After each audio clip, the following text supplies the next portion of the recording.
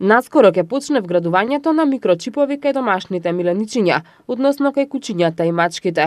Како што информираше директорот на Агенцијата за храна и ветеринарство Зоран Атанасов, постапката за набавката на микрочипови е веќе завршена и тие се во магазините на Агенцијата за храна и ветеринарство. Апликацијата на микрочиповите ќе биде бесплатна, но ќе се наплаќа пасошот за животното. Микрочипот ќе ги содржи информациите за собственикот на животното и состојбата со примените вакцини.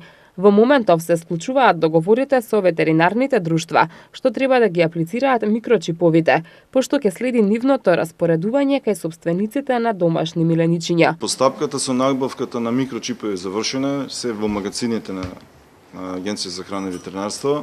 Во моментот се склучуваат договорите со ветеринарните друштва кои што треба да ги аплицираат микрочиповите и нормално со тоа ќе оди и расподелбата доделување на чипови да се аплицираат кај граѓаните, кај собствениците на домашните миленици.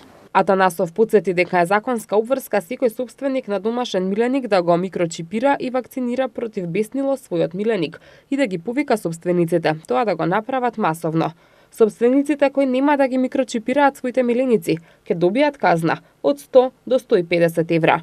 Претходно Атанасов информираше дека ќе се утврдува бројната состојба на кучињата скитници.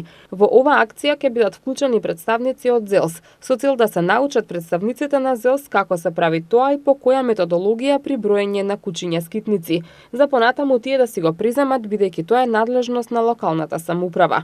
Само во Скопје има околу 6000 улични кучиња.